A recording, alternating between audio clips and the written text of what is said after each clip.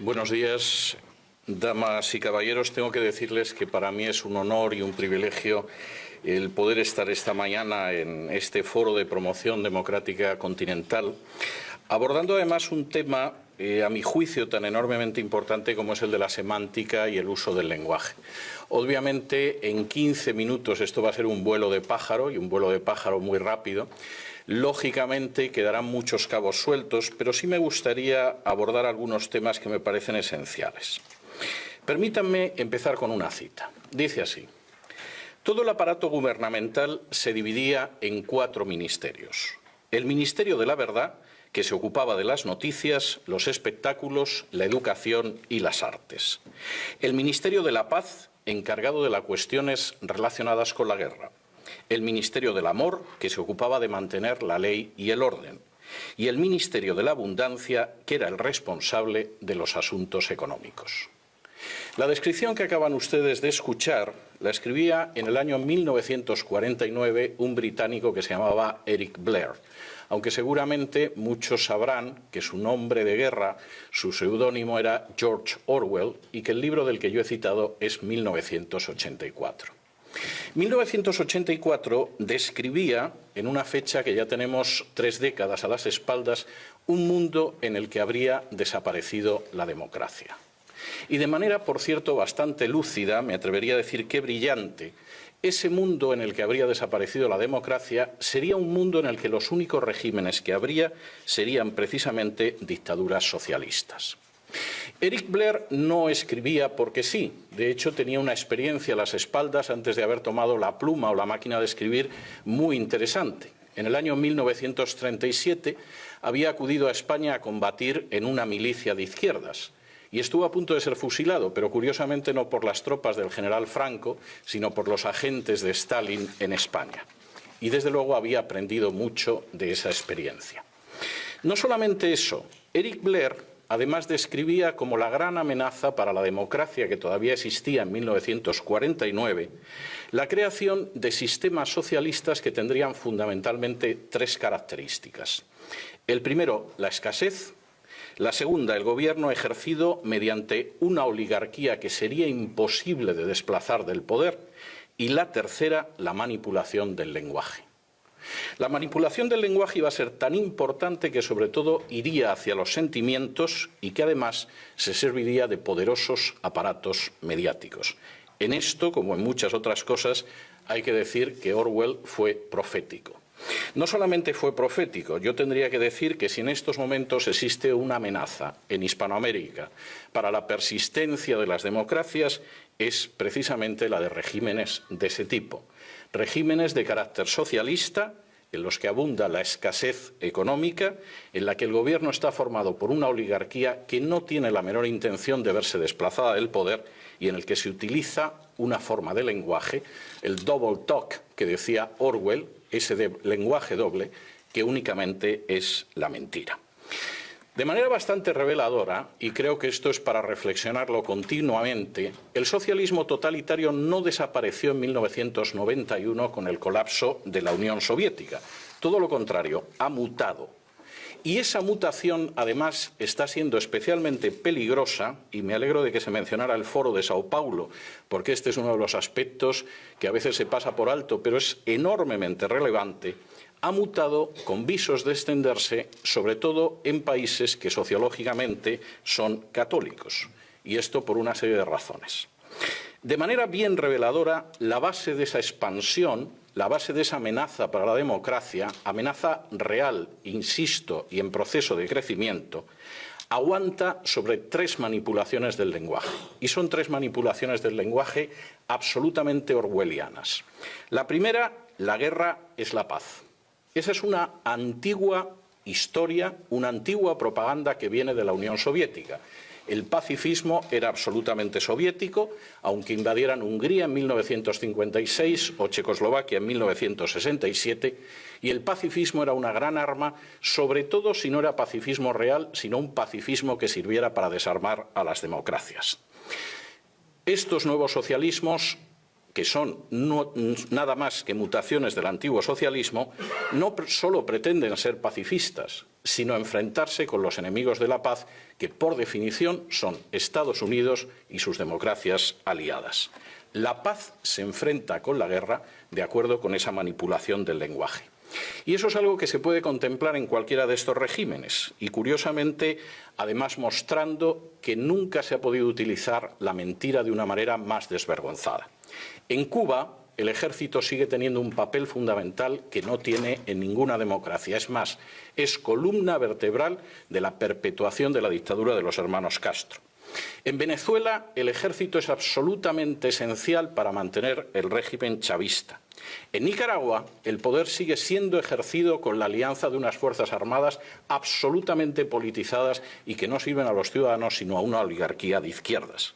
Y por si esto fuera poco y quedara alguna duda de que efectivamente la guerra es la paz, de acuerdo con esta mentira orwelliana, incluso se traban alianzas internacionales con regímenes que nada tienen que ver con la realidad de Hispanoamérica, como es el régimen de los ayatolás en Irán. Y añadan ustedes a esa ausencia de paz de los que pretenden predicar la paz contra el belicista Estados Unidos, la violencia oficiosa que va de los piqueteros argentinos a las manifestaciones de repudio cubanas o las milicias chavistas, por citar solo algunos de los ejemplos. Es más, sin el uso sistemático de distintas formas de violencia, sin el control de las Fuerzas Armadas y sin la coacción de los más variados tipos, ninguna de estas dictaduras pacifistas se podría mantener 24 horas en el poder. Segunda mentira, la miseria es la justicia de los pobres.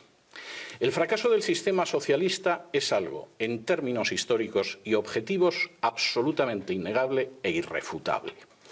Solamente las cifras que se publicaron en lo que todavía era la Unión Soviética, en la época de Gorbachov y la perestroika, mostraba que la nación tenía un sistema con unas perspectivas absolutamente miserables para ancianos, enfermos o disminuidos físicos o psíquicos. Es más, la supuesta legitimación del Gulag, si es que se puede legitimar el exterminio y encarcelamiento y esclavización de decenas de millones de seres humanos, no existía. Y eso sucedía en una nación que tenía ingentes materias primas, posiblemente el país más rico del globo en materias primas, un sistema educativo de elevadísimo nivel y cuadros disciplinados y preparados. Asuman ese mismo sistema en naciones como Cuba, Bolivia, Venezuela, Ecuador, Nicaragua o Argentina, que ni tiene esa riqueza, ni esos cuadros, ni ese sistema educativo, y a nadie le sorprenderá la miseria. Pero el recurso a la mentira resulta obligado para disfrazar la miseria y la mala gestión de justicia para los pobres. Los ejemplos son muchos, no me puedo detener en todos ellos, pero, por ejemplo, es la insistencia en culpar de todos los males económicos de las naciones de Hispanoamérica al régimen capitalista, cuando es muy dudable que en la mayor parte de Hispanoamérica, con las excepciones y los matices que ustedes quieran, haya habido jamás un régimen capitalista. Si por régimen capitalista entendemos el libre mercado, la libre competencia y la justicia independiente. Me permitirán que les diga que, en mi opinión, en Hispanoamérica, en términos generales, lo único que ha habido siempre es una continuación del sistema hispánico de riqueza. Es decir, la riqueza no viene de la libre competencia, del talento o de la independencia judicial, sino que viene de la cercanía con el poder político. Y eso quizá explica por qué no ha aparecido ningún Steve Jobs o ningún Bill Gates al sur del Río Grande. Porque en realidad todos sabemos que hasta esas dictaduras socialistas están creando sus propias oligarquías y que los nuevos millonarios, por ejemplo en Venezuela, no es gente de especial talento o con especial capacidad para crear riqueza, sino gente más cerca del calorcito que da el poder. No es de lo mejor que evidentemente trajimos o trajeron los españoles a América. Y ciertamente el mensaje es claro.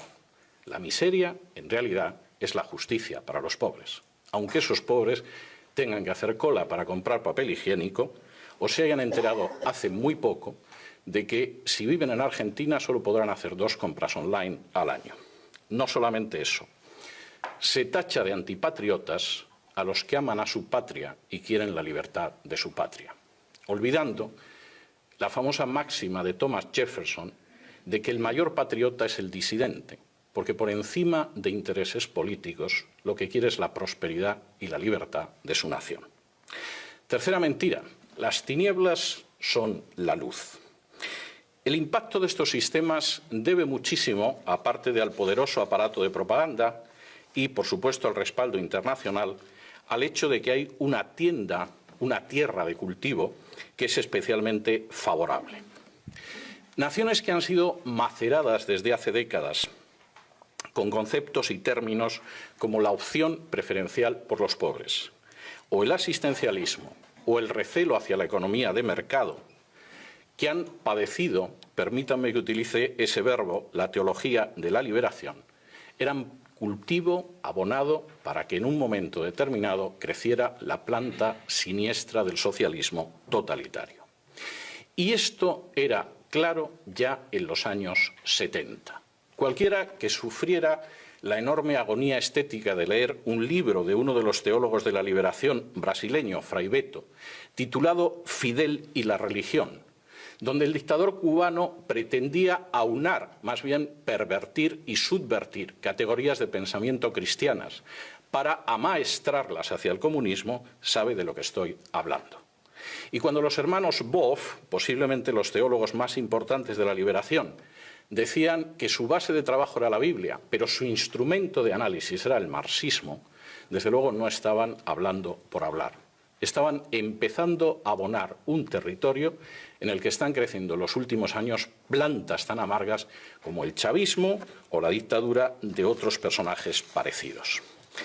¿Hasta qué punto esto funciona? Se puede ver en multitud de manifestaciones. Quisiera centrarme solo en una, porque suele pasarse por alto en los medios de comunicación internacional. En los medios de comunicación internacionales nos fijamos en Cuba, por eso de que Cuba pervierte la situación internacional desde hace más de medio siglo. Nos fijamos en Venezuela, porque es un país importante y petrolífero.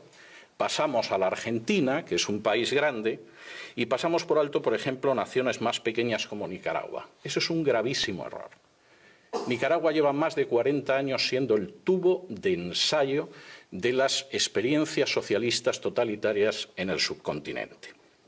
La esposa del actual presidente de Nicaragua, el comandante sandinista Daniel Ortega, es auténticamente un paradigma de lo que cabe esperar de las estrategias del Foro de Sao Paulo. Rosario Murillo puede ser al mismo tiempo bruja y llevar entre 15 y 20 anillos en los dedos, generalmente de turquesa, porque al parecer eso evita la mala onda de los enemigos del pueblo, que por supuesto son los que no son sandinistas y aman la libertad.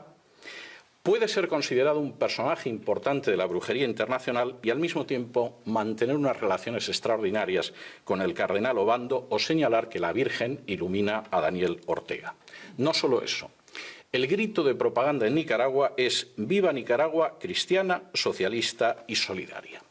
Y presentando al cardenal Obando, antiguo disidente y yo diría que enemigo valiente del régimen sandinista, Rosario Murillo decía lo siguiente: «Te tenemos aquí para invocar al Altísimo, al Todopoderoso, al Gran Espíritu, al Supremo Hacedor, a la fuerza que nos mueve desde la vida hacia la vida, con nosotros en esta Plaza de la Fe San Juan Pablo II, su eminencia reverendísima Cardenal Miguel Obando y Bravo». Para añadir a continuación, puro Foro de Sao Paulo: «Cardenal Miguel, eres esa luz de esperanza y fe, viva el cardenal, nuestro amigo fiel». Y por supuesto en Nicaragua la revolución se llama la Revolución del Amor.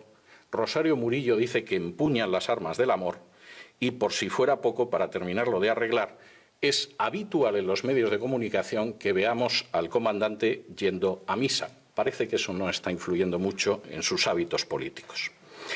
Que todo esto se parezca algo a lo contenido en las páginas de la Biblia es dudoso, pero que resulta efectivo políticamente esa perversión del lenguaje es absolutamente imposible de negar. Quizá, a fin de cuentas, como escribía Pablo de Tarso, a Satanás no le cuesta mucho convertirse en ángel de luz. Quizá, y concluyo, esta tarea, la tarea de mostrar la falsedad del lenguaje, la utilización de la mentira, la perversión de valores queridos para millones de personas vaya a ser la tarea más relevante de nuestro tiempo. Porque implica identificar primero y denunciar y combatir después cómo detrás de los cacareos en favor de la paz se plantan las semillas de la violencia y de la sangre. Cómo detrás de las proclamas de justicia para los parias de la tierra se agazapa un futuro de escasez, de pobreza y de miseria. Y cómo detrás de las apelaciones más nobles del ser humano, como la de justicia, no hay sino una ansia de poder dispuesta a pactar con cualquier instancia para mantenerse despóticamente.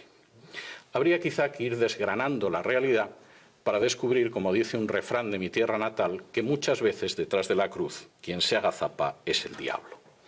Pero hay que hacerlo con una finalidad, y es la de que el futuro de esos pueblos que amamos y que compartimos una herencia común puedan conocer al final y a la postre los frutos más deseables de la democracia: la prosperidad, la paz y la libertad. Y para esa tarea resulta indispensable el distinguir lo verdadero de lo falso, lo real de lo propagandístico y lo auténtico de lo ficticio. Habrá que asumir, como decía una de las personas que me ha precedido en el uso de la palabra, que al final existe una enorme carga de realidad en esa máxima de Jesús que afirmaba: conoceréis la verdad y la verdad os hará libres, porque si os dejáis llevar por la mentira, solo podréis aspirar a ser esclavos. Muchas gracias.